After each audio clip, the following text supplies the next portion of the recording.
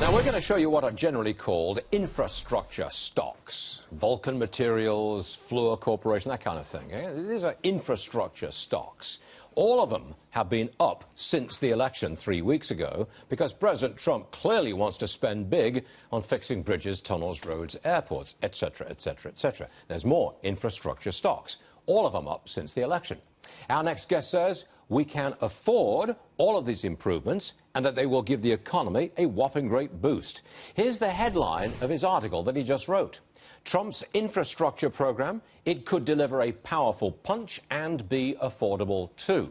Peter Morici is the man who wrote that article, economics professor. Now, clearly, it's going to juice the economy. That is stimulus. But what's this about it's affordable? We can pay for it. How's that going to work? Well, some of it can be paid for with user fees, but not as much as proponents of that would say. But what about all that offshore profits that we have? If we gave corporations a cut rate, say half off on their offshore profits of $2.5 trillion, we would get $350 billion right there, and Trump wants to spend $500 billion. That, along with a small increase in the gas tax, we can get this done. The real problem is the Obama administration was so inept they couldn't manage it. They had a $320 billion infrastructure in their stimulus, and they only spent $50 billion on roads, bridges, transit, and so forth. The rest went for green projects, health research, and God knows what. Pull it all together, Peter.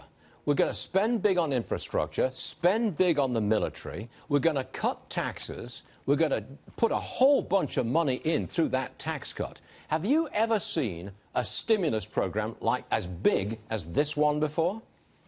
Well, I think what we have in the Reagan days, when you look at the size of that tax cut, and that's likely in the range that we're going to get, we're not going to get the kind of deficit-busting tax cut that was was the campaign proposal, but we'll get something like the House bill, and that's in that line. And Reagan accomplished 4.5% growth.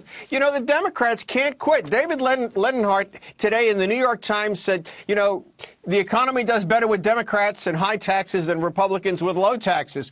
Well, golly, now that the Obama administration is wrapping up 2.1% growth for his recovery. At the same time, at the same point in the Reagan recovery, we had 4.5. This stuff works. It works big time.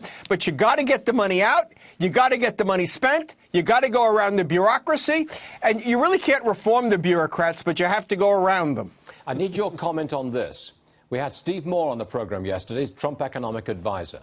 Here's what he said in response to that report, that 8 million people will have their taxes raised under President-elect's tax plan. Roll that tape, and then you can comment, Peter. We have made a priority that if you're paying taxes, you can take this to the bank. If you have a tax burden, under Donald Trump's plan, your tax is going to go down. It's not going to go up. So if there are people who will fall through the cracks, we're going to fix that. You think they're going to fix it, Peter?